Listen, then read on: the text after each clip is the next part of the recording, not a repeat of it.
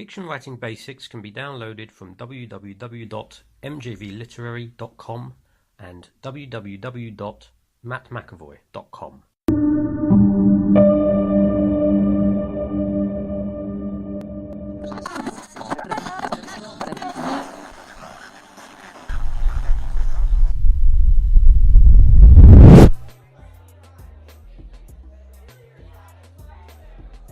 Hello, I'm Matt McAvoy and you're listening to Purpose and Best Format. I mentioned in the introduction that the lessons should be listened to in order. This lesson is the first reason why that is so important, in that before you start your writing project in earnest, you really should take time to consider your book's purpose. So, what do I mean when I say purpose? Well, I don't mean its purpose or benefit to the reader, in the way that, say, a self-help book or DIY manual are clearly intended as aids to the person reading the book. Now, in the context of this course, by purpose, I refer to its purpose to you, the author. More specifically, your own personal reason for writing it. I'll go into more detail about these reasons a little bit later, but for now, you may be thinking, why should I need a purpose? Why do I need to consider it too deeply? Won't that be counterproductive to my writing? Well, I'll tell you why. It's an important part of the process to establish purpose in a moment, but for now, let's go right back to the start. So you've decided to write a book. You've talked to people, they've told you, stop talking about it, blah blah blah, and just get on and do it. So you've made your decision. So that's it. That's your first step, yeah? Well, it's the most important step. It's breaking a seal. It's like an addict admitting they have a problem, or in this case, more accurately, a procrastinator. But is it really as simple as that? I always advise people, when they say things to me like, how do I get started writing a book? How do I even begin? Well, my advice is always the same. You pick up a pen and you pick up a pad, and you simply start pouring out whatever's in your mind, right from the opening scene. But, and I'm sorry to say this, that's the simple part. The real creativity comes from rewriting. Admittedly, it's not quite as pure, organic or romantic, but I myself have never written a book that wasn't improved by the rewrite. You won't want to consider too deeply your book's purpose. It may even be counterproductive to overthink at this stage, but there will come a time after you start that you will need to consider its purpose. And the reason it's important to think about your book's purpose is that it will directly affect the format you choose to publish in. This is because your purpose will directly affect the market the book is aimed at. Again, it's unromantic to think about marketing at this point, but believe me, you don't want to be at a stage where you've written and rewritten only to find that your book's format is completely inappropriate for the market its purpose is aimed at. Before I go into more depth about purpose and the reasons for your work, let's just look at what I mean by format and best format. Generally, the format of your work will probably come down to a handful of choices. You choose hardback or paperback, ebook or print. Is my book best suited to a novel, a short story, or maybe even a play for the stage or screen? Would it present better visually or audibly? Is it a picture book? Should it be illustrated? There are more in-depth demographics, but these choices are really the main basics of what I mean by best format. And once you've started writing, certainly before you reach the rewriting stage, it is the best time to make the decision on this. By all means, start ad hoc, but don't leave it too long before making your decision about your book's best format. And I certainly wouldn't waste your time rewriting a second draft until you've firmly made your choice. So, as far as goes then linking purpose and best format, well, there's a simple way of looking at this. Once you're certain of your reason for writing the book, this should enable you to easily calculate who your target audience is. The demographic is a direct reflection of your book's purpose. So how do you decide your book's purpose? And how do you match it to its best format? Generally, your purpose for writing will fall into three main categories. People write books for all sorts of different reasons. Some are common, some profound, some are cynical, some are deeply personal. But fundamentally, your reason will still come under the umbrella of the three principles. One, the first and possibly the oldest, you're writing as creative art, pure and simply an expression of talent. Two, you're writing to educate or inform people. And three, you're writing for therapy, self-help therapy, to offload emotion. The chances are that you'll already know which of these three categories your book comes under, or maybe you'll just think you know. But what happens when you consider your book a little bit more deeply? Now, bearing in mind this is a fiction writing course, you may already think, well, my fiction is then clearly an expression of creative art. It isn't an academic book, it's not a textbook, it's not a non-fiction biography. But that doesn't mean, just because it's fiction, it doesn't have elements of education or self-therapy about it. I guess it's safe to say that pure pulp, horror or fantasy fall firmly under the bracket of creative art. But what about fiction about procedural crime investigation, sci-fi, military black ops, or historical fiction? Clearly these are books which, by their nature, require a good deal of research, so arguably they have an educational element to them. The best fiction on these subjects is always the works which delve most deeply into scientific credibility, journalistic fact, or procedural investigation. Authors like Patricia Cornwell, Linda LaPlante, Tom Clancy, Robert Ludlum, Michael Crichton, they know the background of their fiction intimately, and as a result their work has been hugely successful. It's even fair to say that fiction for toddlers has an educational element to it. The question is, how much of it is your reason for writing as the author? Then there's a self-therapy principle.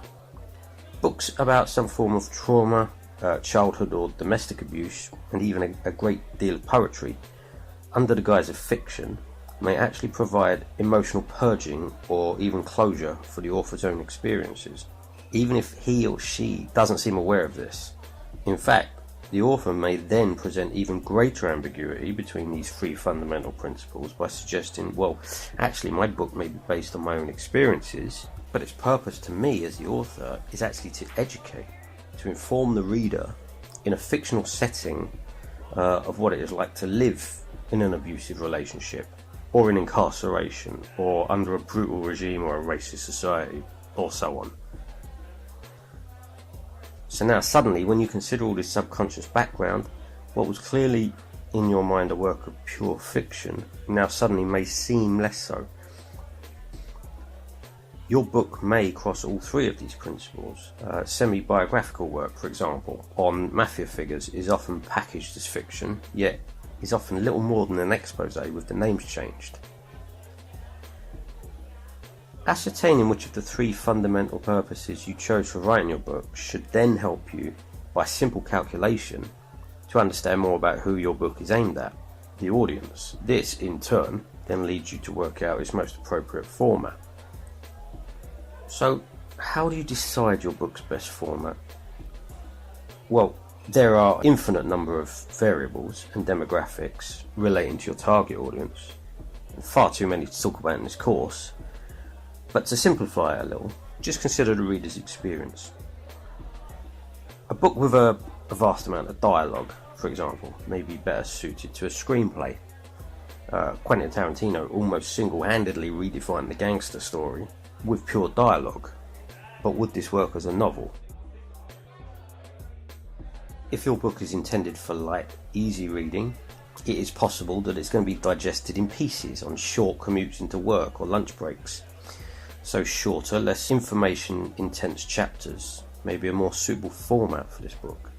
Pulp horror, chick lit, and easy reads are examples of this and are likely to be more portable, For this reason, 8-inch paperbacks are always favoured, because they've been specially designed to fit in a handbag or a coat pocket. Darker books, or those with a titillating erotic aspect, may require a little more discretion on the part of the reader, so perhaps an ebook or audiobook format is preferable. This may also be the case for harrowing abuse stories, particularly if they strike a chord with the reader. The reader may want a little bit of privacy while reading this book, so again, ebooks or audiobooks may be more suitable. If your book is light on plot, but thick on substance, perhaps told in the first person, then it may be more suited to a short story or novella. If it's intended to inform or perhaps shock, then first person narration will certainly be a good choice.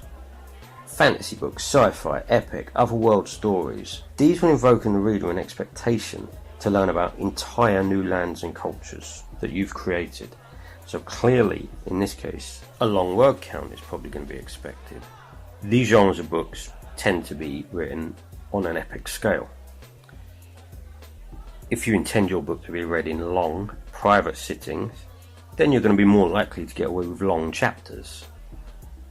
Books which require long time investments by the reader may require a little bit of respite by breaking the book into parts. And again, likewise with harrowing books or gritty horrors. You need to make a choice. Do you want your reader trapped in an unwaking nightmare for long periods of time, or do you want your book to be portable and therefore shorten the chapters with moments of respite for the reader?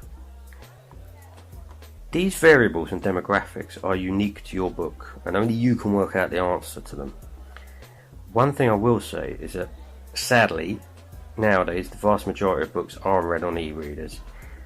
Audiobooks are also growing rapidly. Still, I think it is safe to say that every author I've ever met dreams of seeing their work in print.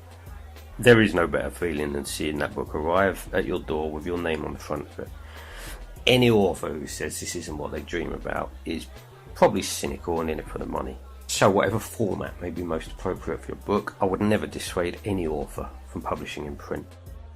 Though do bear in mind there is a good reason why fiction is traditionally published in paperback. Aside from the obvious one of portability that I've just mentioned, paperbacks are much cheaper to produce than hardbacks, and therefore much cheaper to buy. Because fiction is an impulse buy, unlike a lot of non-fiction, then you want it to be appealing in every way. Ebooks are cheaper even still. Hardbacks tend to be more suited to subjects or authors with an established market, and this is mainly due to the price tag. They're also used to publish collectible items by well-known authors. It may be necessary to charge a lot of money for these books. Large glossy pages and hardback covers may be necessary for enhancing the high-resolution imagery that goes in non-fiction books, and the cover price may be justified by the huge expense the author has had to lay out even before they started writing this book. So I think my point is, establish your target audience. Who are they? How and why are they reading your book? In what setting are they? In what mood are they?